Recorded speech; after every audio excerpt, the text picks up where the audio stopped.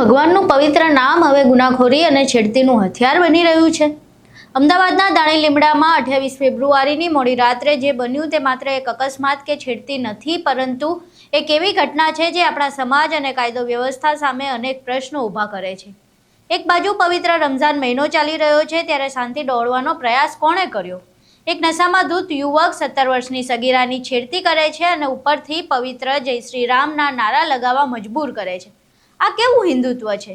તમામ ઘટના વિશે વિગતવાર ચર્ચા કરીશું। નમસ્કાર, તમે જોઈ રહ્યા છો ચક્રવાત ન્યૂઝ। હું આપની સાથે હેમંત।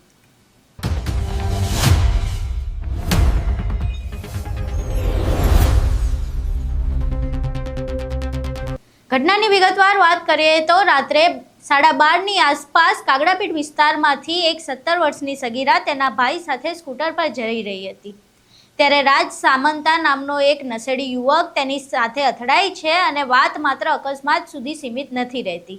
બાદમાં આરોપીએ લઘુમતી સમુદાયની એ સગીરાને જય શ્રી રામ બોલવા માટે દબાણ કર્યું અને બાદમાં સગીરા સાથે છેડતી કરી અને તેના કપડાં ખેંચવાનો પણ પ્રયાસ કર્યો। સગીરાએ પછી બૂમો પાડી અને ભીડ એકઠી થઈ ગઈ અને મામલો ગરમાયો। ત્યારબાદ ટ્રાફિક પોલીસ વચ્ચે પડ્યા અને આરોપીને દાણી લીમડા પોલીસ સ્ટેશન લઈ જવામાં આવ્યા। જોકે આરોપી ત્યાં પહોંચે તે પહેલા 70 થી 80 લોકોનું ટોળું પોલીસ સ્ટેશન પહોંચી ગયું અને ઉશ્કેરાયેલા ટોળાએ પોલીસ સ્ટેશનને ઘેરી લીધું।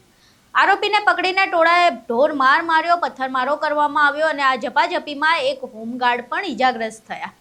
જોકે બાદમાં પોલીસે જવાબી કાર્યવાહી રૂપે લાઠીચાર્જ કરવો પડ્યો। પહેલા અહીંયા દ્રશ્યો જોઈએ જ્યાં ટોળાએ પોલીસ સ્ટેશન બાનમાં લીધું હતું અને આરોપીને માર મારવામાં આવ્યો હતો।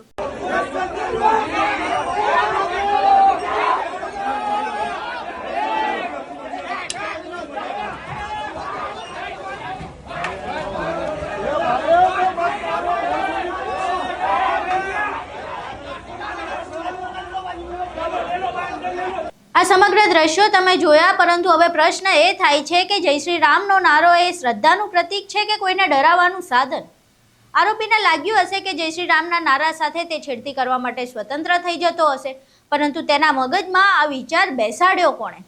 હવે પ્રશ્ન એ તમામ લોકોને જે ધર્મના નામે રાજકારણ કરે છે તેમને પૂછવું છે કે જ્યારે શ્રી રામના પવિત્ર નામનો ઉપયોગ કોઈ દીકરીની છેડતી કરવા માટે કરવામાં આવે ત્યારે તમારી લાગણીઓ કેમ નથી દુભાતી? કોઈ ફિલ્મ કે પુસ્તકથી તમારી લાગણી દુભાઈ જાય છે, પણ જ્યારે રામનું નામ બદનામ કરવામાં આવે ત્યારે આ કટ્ટરપંથી સંગઠનો કેમ મૌન સેવી જાય છે? રમઝાનનો પવિત્ર સમય હોય અને શહેરમાં આવી ઘટના બને તે સ્પષ્ટ દર્શાવે છે કે કેટલાક તત્વો શાંતિ ભંગ કરવા માંગે છે। શ્રી રામ તો મર્યાદા પુરુષોત્તમ હતા, તો પછી તેમના નામનો ઉપયોગ સ્ત્રીની છેડતી માટે કરનારા તત્વો કોણ છે? હાલમાં પોલીસે આરોપી રાજ સામંતા સામે પોક્સો હેઠળ ગુનો નોંધ્યો છે, તો બીજી તરફ પોલીસ પર હુમલો કરનાર ટોળાના 7 લોકો સામે હત્યાના પ્રયાસની કલમ લગાવી 4ની ધરપકડ કરવામાં આવી છે। ગુનો કરનાર ગમે તે પક્ષનો હોય, સજા મળવી જ જોઈએ, પણ સમાજે વિચારવું પડશે કે ધર્મના નામનો આવો દુરુપયોગ આપણે ક્યાં સુધી સહન કરીશું?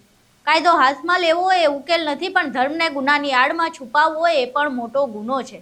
તમારું આ સમગ્ર મામલે શું માનવું છે અમને કોમેન્ટ બોક્સમાં જરૂર જણાવજો। વિડીયો ગમ્યો હોય તો લાઈક કરો, કોમેન્ટ કરો અને શેર કરવાનું ભૂલશો નહીં। નમસ્કાર।